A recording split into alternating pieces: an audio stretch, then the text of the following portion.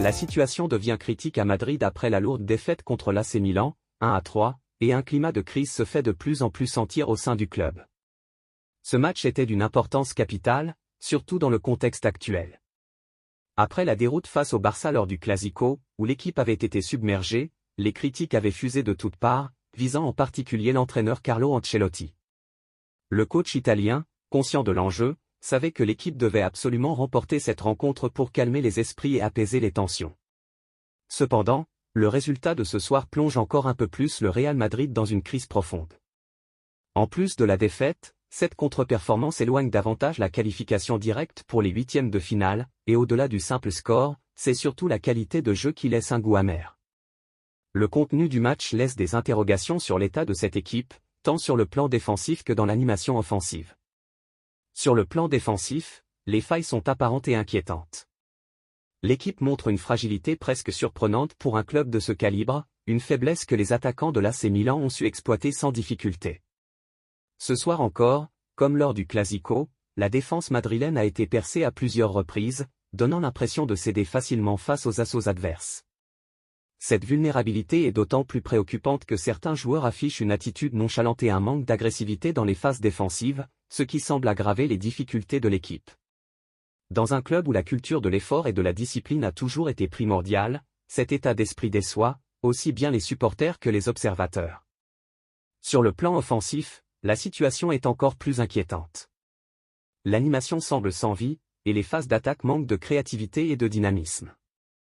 Les individualités, habituellement capables de faire la différence, sont en retrait. Les deux stars offensives, Kylian Mbappé et Jude Bellingham, censés être les moteurs de l'attaque madrilène, sont étrangement silencieuses, et leur manque d'impact sur le jeu commence à inquiéter sérieusement. Avec une attaque morose et une défense aux abois, le Real Madrid donne actuellement l'image d'une équipe qui manque d'équilibre et de structure. Face à cette situation, les médias espagnols n'ont pas tardé à réagir.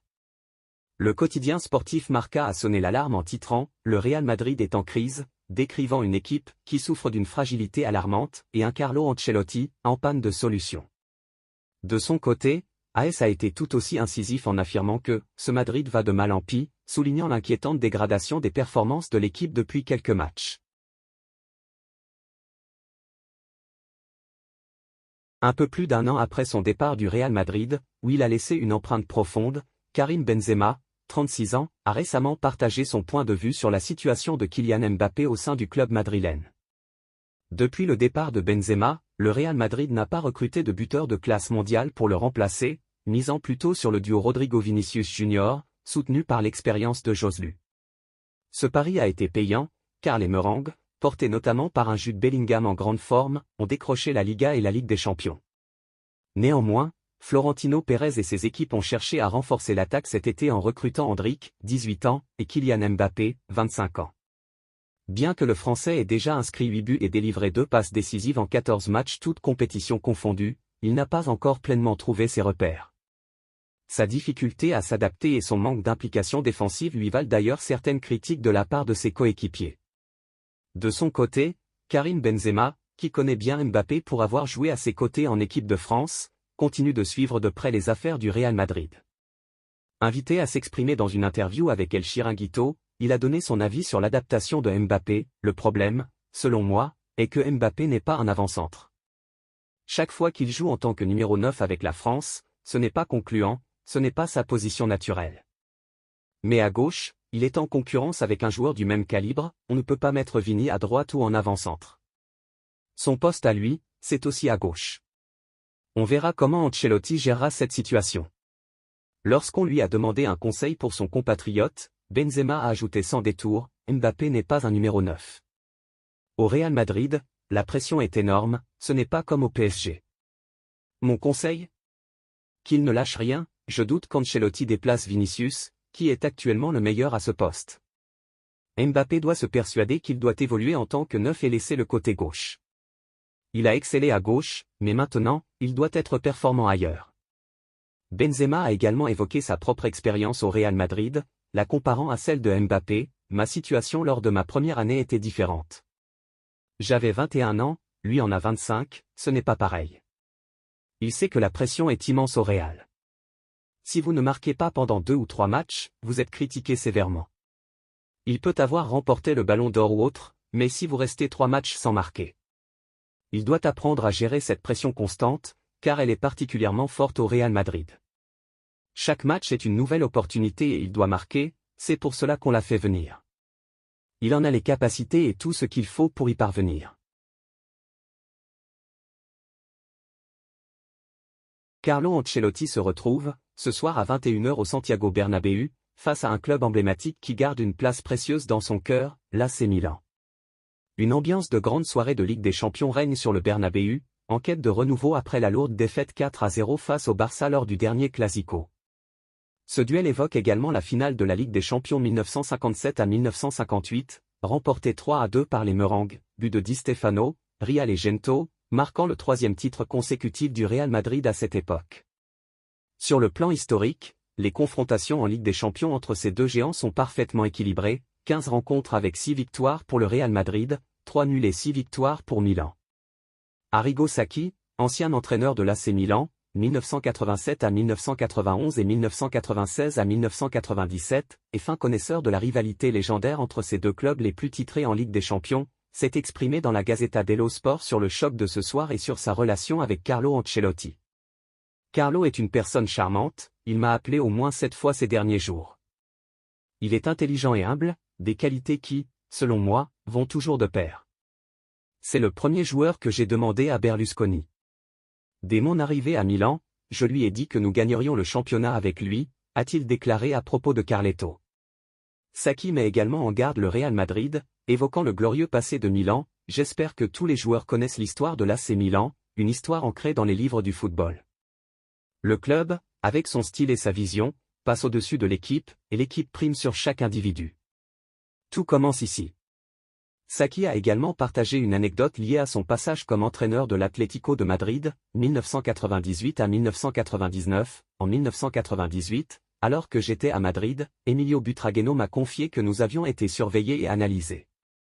En outre, l'Italien se rappelle la double confrontation en demi-finale de la Ligue des Champions 1988 à 1989, le rythme de notre équipe, le Milan de 1989, était asphyxiant. C'était la première fois qu'une équipe italienne arrivait au Santiago Bernabéu en tant que favorite. Sacchi parvient alors à arracher un match nul 1-1 au Bernabéu et à San Siro. Milan inflige une victoire écrasante, 5-0, nous avons travaillé avec sérieux et engagement, même à l'entraînement. Lors d'un match d'entraînement, nous avons même blessé Evani. Ce n'était pas facile de remplacer mon joueur le plus en forme, mais j'étais certain qu'un joueur en particulier ferait tout ce que je lui demanderais, Carlo Ancelotti. Il a joué un grand match et marqué le premier but à San Siro en 8e de finale, avec un mérite certain. Cette année-là, l'AC Milan remportera la Ligue des Champions, battant le Steaua Bucarest 4-0 en finale. Le Real Madrid retrouve le terrain ce soir au stade Santiago Bernabéu, accueillant l'AC Milan pour un match spécial pour Brahim Diaz, le joueur hispano-marocain. Après une pause prolongée due aux intempéries ayant frappé la province de Valence, empêchant le match de Liga prévu entre Valence et les Merengues le week-end dernier, le Real Madrid affronte l'AC Milan ce soir à 21 h pour la 4e journée de Ligue des Champions. Actuellement 12e sur les 36 équipes en compétition avec 6 points, 2 victoires et une défaite, ce match revêt un caractère crucial dans la lutte pour les 8 premières places, synonyme de qualification directe pour les 8e de finale. Ce duel mettra face à face les deux clubs les plus titrés de l'histoire de la Ligue des Champions, le Real Madrid, vainqueur à 15 reprises, et l'AC Milan, détenteur de cette trophée. La dernière victoire européenne des Milanais remonte à 2007 sous la direction de Carlo Ancelotti, qui a entraîné l'AC Milan de 2001 à 2009. Pour Brahim Diaz, ce match aura une saveur toute particulière.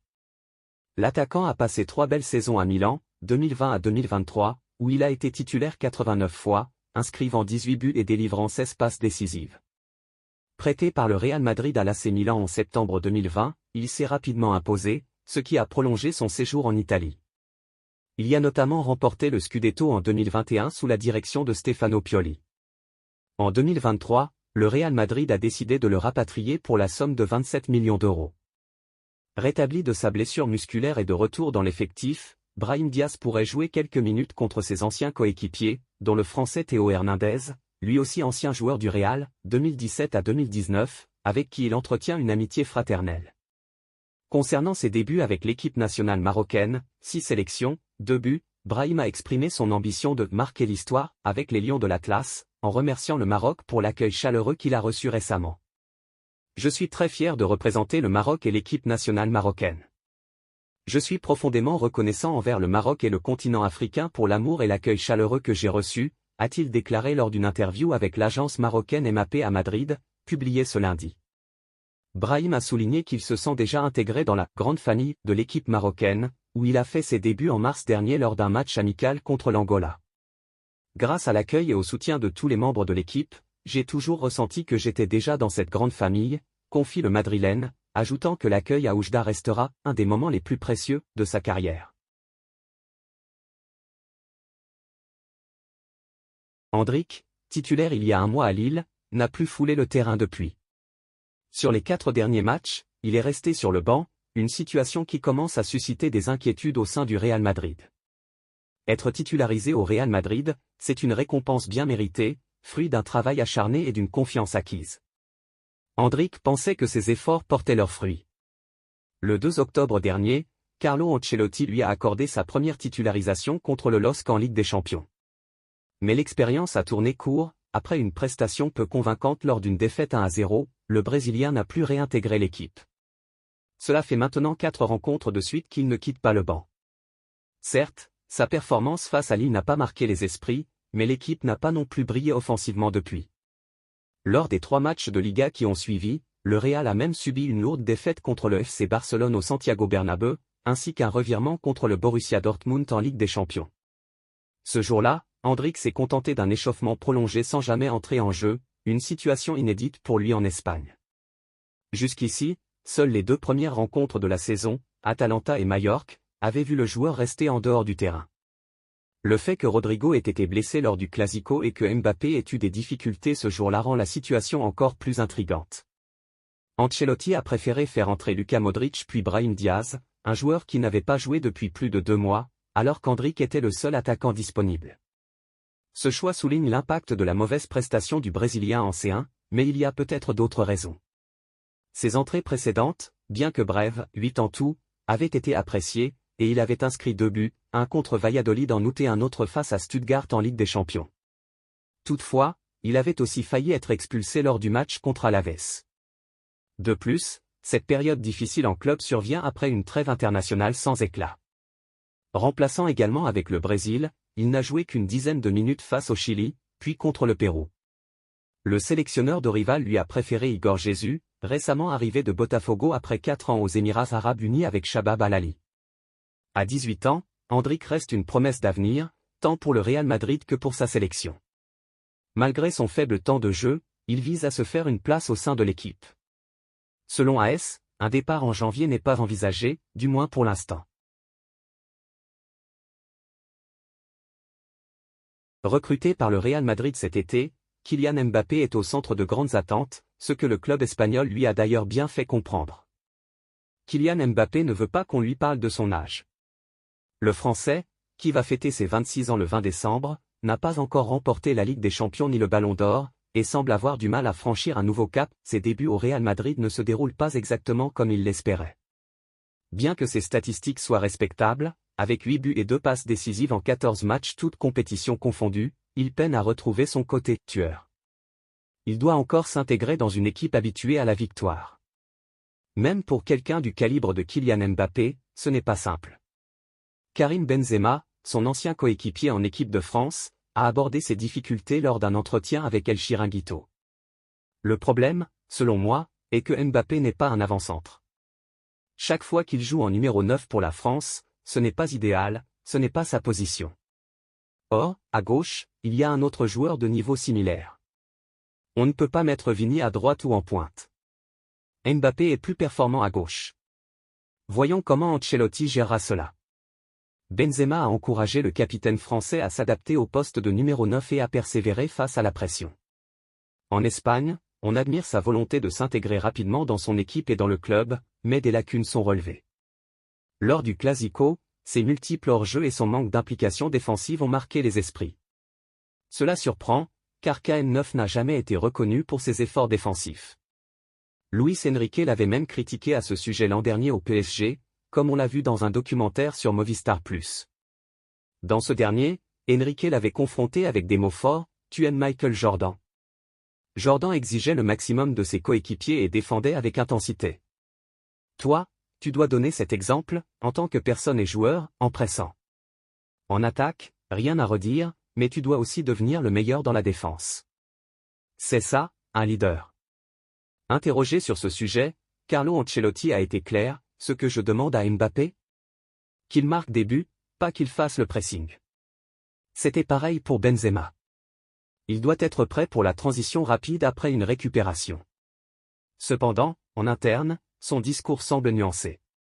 Relevo a rapporté que l'entraîneur et certains joueurs du Real sont préoccupés par les faibles efforts défensifs du Français, qui affecteraient la performance de l'équipe. D'après ce même média, Ancelotti attend plus de discipline défensive de sa recrue star.